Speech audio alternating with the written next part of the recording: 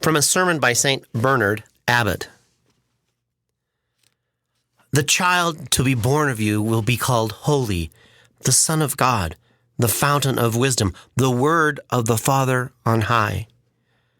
Through you, Blessed Virgin, this Word will become flesh, so that even though, as he says, I am in the Father and the Father is in me, it is still true for him to say, I came forth from God and am here.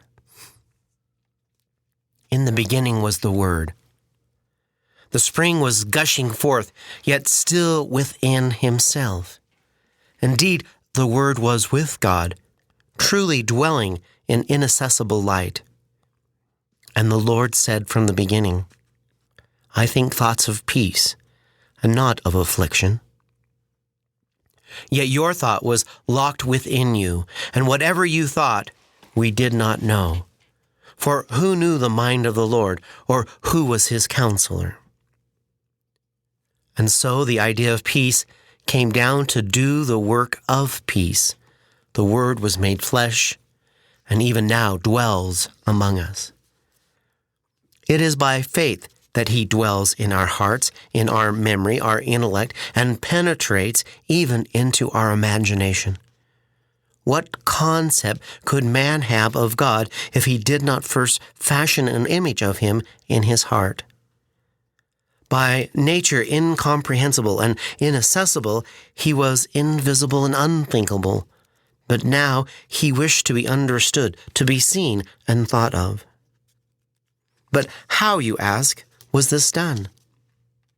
He lay in a manger and rested on a virgin's breast, preached on a mountain, and spent the night in prayer.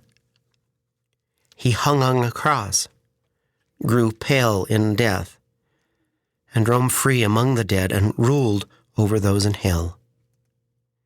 He rose again on the third day and showed the apostles the wounds of the nails, the signs of victory. And finally, in their presence, he ascended to the sanctuary of heaven. How can we not contemplate this story in truth, piety, and holiness? Whatever of all this I considered, it is God I am considering. In all this, he is my God. I have said it is wise to meditate on these truths, and I have thought it right to recall the abundant sweetness given by the fruits of this priestly root. And Mary, drawing abundantly from heaven, has caused this sweetness to overflow for us.